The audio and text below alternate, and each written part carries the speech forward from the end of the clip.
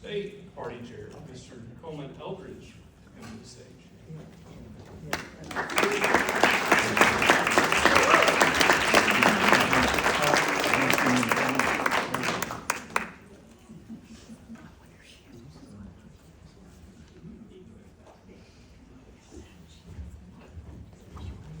Well, good evening. Good evening. It is always difficult to follow the Lieutenant Governor.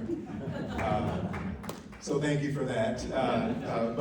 It is always great to be back in Lexington, Fayette County. I see so many folks that we've either gone to church together, we've grown up together, Andrea. We've traveled this country together, and see so many people who are instrumental in our party, not just here in Fayette County, but across the Commonwealth, and are respected across the, not only the Commonwealth, but the nation. So it's a pleasure to be back.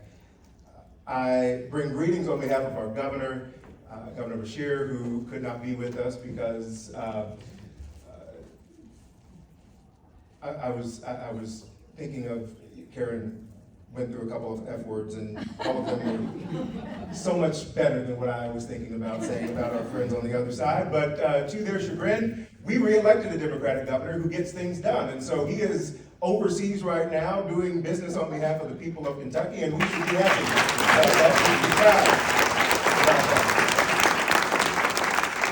Our Lieutenant Governor, Jacqueline Colmon, our great new Executive Director, Morgan Eves. I am so proud to be here, and I'm proud to be here to honor not only a tremendous legislator and a tremendous human being, but my brother, and that is Representative Lamin Swann.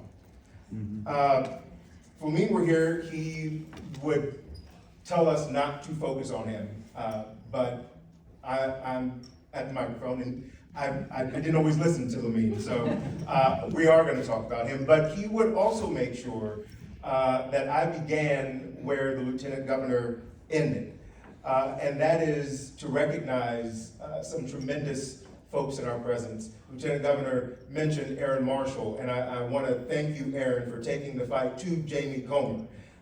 We have long known who he is, and you have the courage to remind everyone not only who he is, but why he is unfit to serve in that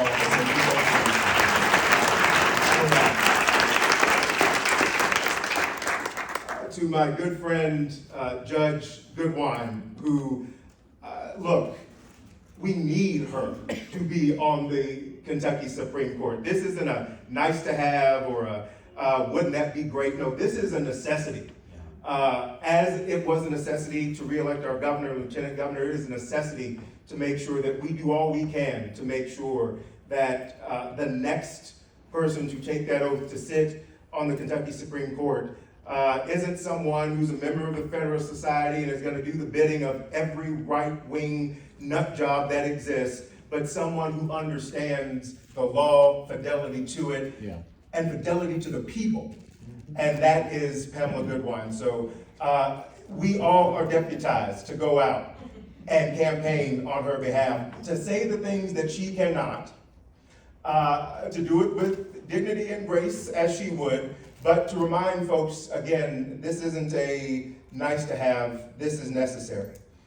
To Lieutenant Governor Crit Llewellyn, it's always great to see you and Lynn, and thank you so much for your years of leadership, your friendship, your mentorship. All of us here know Crit, and so you know, much like our friend Lamin, she doesn't need an office to get things done, and when she talks, we listen, and to have someone like that in our corner, I've often said I'd much rather her be a Democrat than the alternative. So thank you for not only everything that you do, but for being on the good side of things and representing what is great about our Commonwealth. I promised Karen I would not be long, and so I actually wrote things down, which y'all know I never do. But I wanted to honor that commitment. But I do want to put an exclamation point on something that Karen said.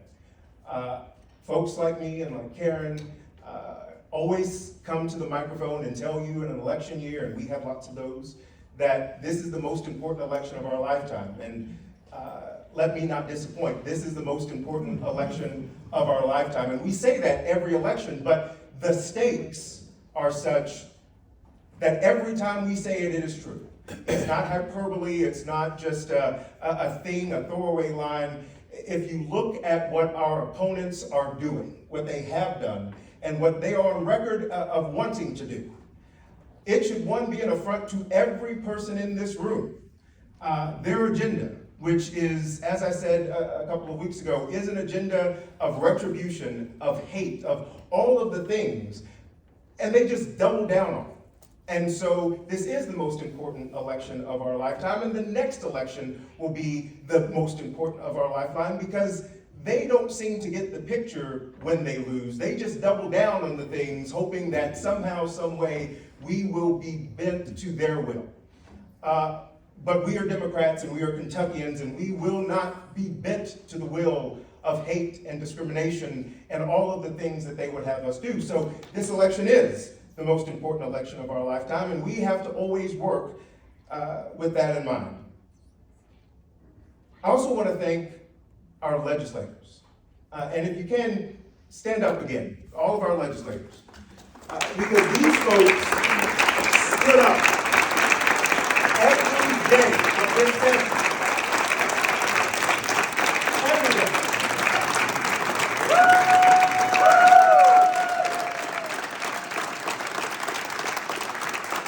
They didn't do it because it was easy, they did it because it was the right thing to do.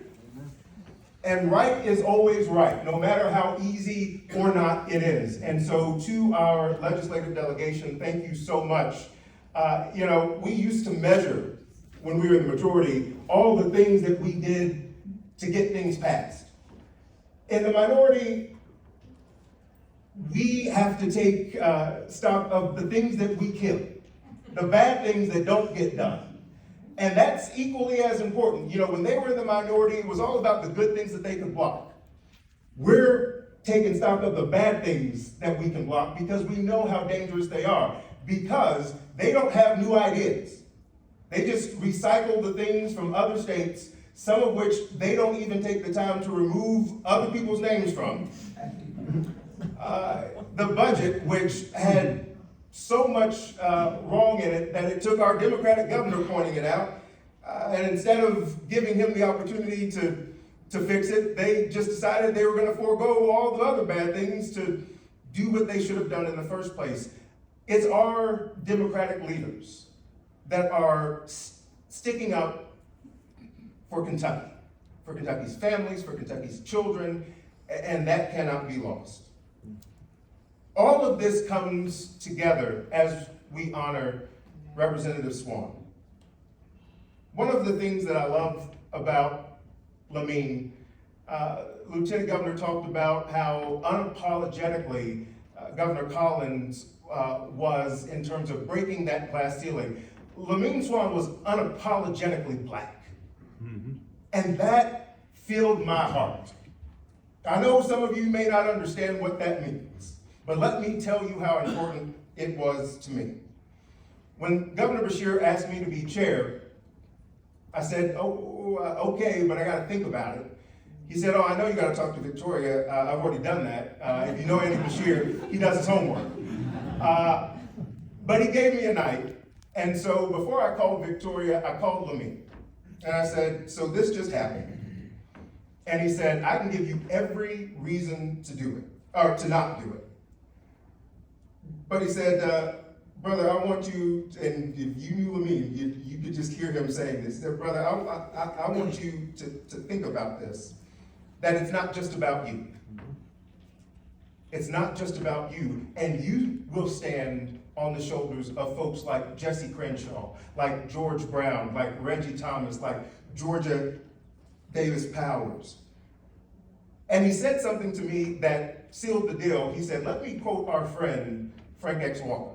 Mm-hmm. Said, you say yes and remind Democrats, yes, those in our party, that indeed some of the bluegrass is black. Yeah. And he hung up the phone.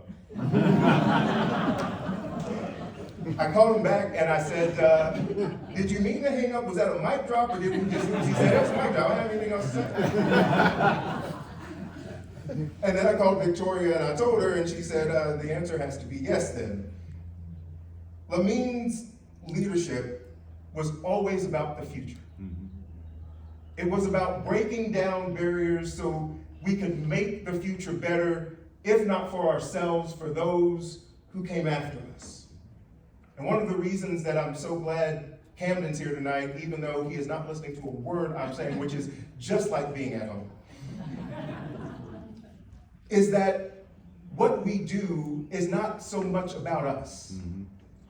It's about the 6-year-old wearing headphones right now. We're breaking down barriers and we're doing things so that their journey as Kentuckians and as Americans, as Scott Countyans, as Fayette Countyans, no matter what, is a little easier for the work that we do. And that was Lamin. Lamin never needed a title to get things done. He led because it was in his blood, it was in his spirit, it was in his soul. And he didn't commit to things lightheartedly. If he was going to do it, he was all in. And that's what made him so effective. And I would argue that is why we miss him so much.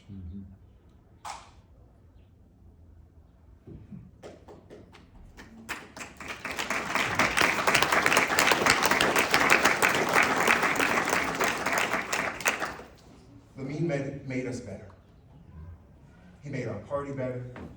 For the short tenure that he served in the legislature, he made that body better. And my hope moving forward is that for generations to come, because of this award that's being established in his name, we always think of what would Lamin do? What would he have us do in moments, in easy moments when it's just an easy decision, and in hard moments where we have to have the courage that he had. And I'll leave you with this. When I was running for Executive Vice President of the Young Democrats of America, Lamin was there every step of the way, as was Andrea and Clint and so many folks in this room. Chad, who tried to talk me out of it, he was right, but that's why you were in my wedding. You gave really good advice. I did it anyway. But Lamin said this. He said, look, it's always going to be hard. It's always going to be hard. And it was the one of not even a handful of times that Lamin actually focused on the limitations he had. Because he never acted like there were any. But he looked down at his seat and he said, look, it's always gonna be hard. What are you gonna do? Are you just gonna stop moving? Are you going to embrace the hardship and take it on and wear it and make it so someone else doesn't have to go through it? In his heart, that's what service was about. In his heart, that's what activism was about. At his heart and in his core, that is what this party always had the potential to represent.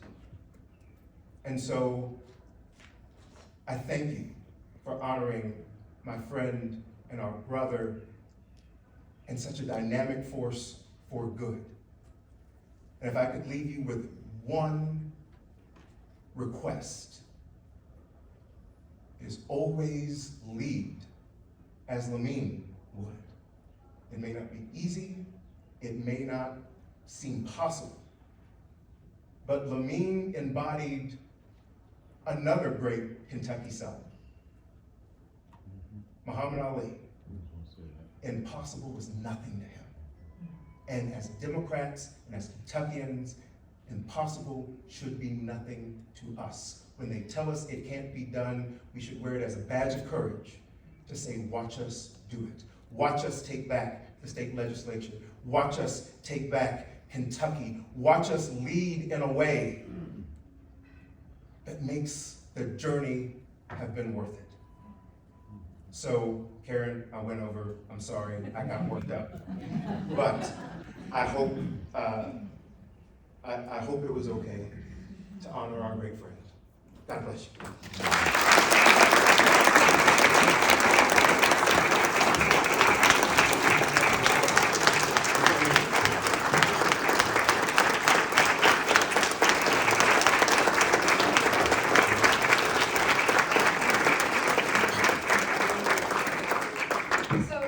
Colmon, I loved hearing the stories of Lamin. We are honored. Pam Dixon, his mother, is here to accept the award. This is the first award. It's called for the Lamin Swann Outstanding Activist Award. And I think it's something we're going to do in the future because we need more activists like Lamin. So, Pam, you want to come around?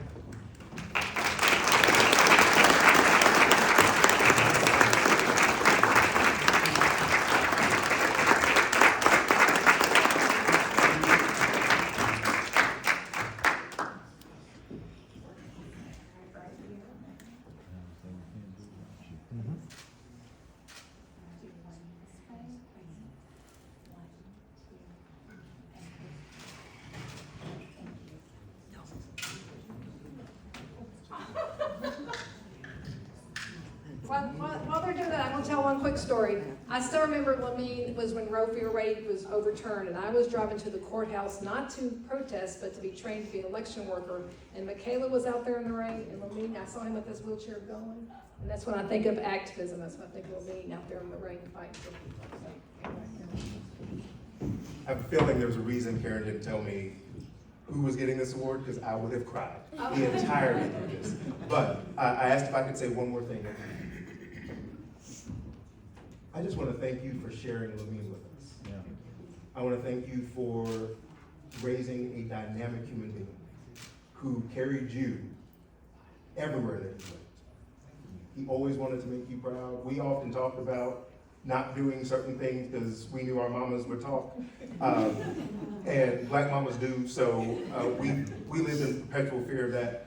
But if you all can join me in standing if able to give this dynamic woman a round of applause.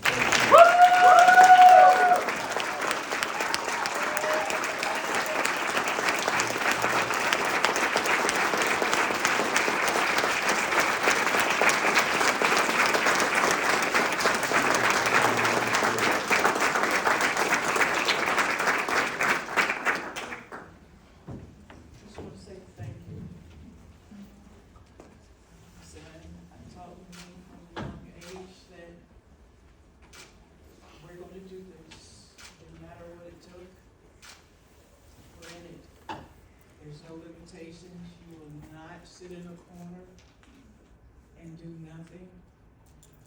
You're going to get out there and live your life. You have to make a choice. So Lamin has his disability, he was like, okay, this is it, we'll go. But people would ask him, what can I do to help you? And he would always say, I'm good. What can I do to help make your life better? And he didn't care who you were, where you were, what you needed. He was going to help you because he felt like everybody deserved to have a good life and what they needed. And so he had a good family background, not just myself. Brother, sister, and my whole family always made sure that Lamin had what he wanted. We had a lot of battles, but we always approached it, okay, here's a wall, what do we need to do to knock it down? Mm-hmm. And we always went through, it didn't matter. He traveled the country, he was an artist, he was a designer, he was a graphic artist, so he had a good life. It was like he was all about people and love, he loved life. So thank you all so much. This right here to me says that he touched somebody. That what he did help somebody. This is what this means to me. And I thank you all so much.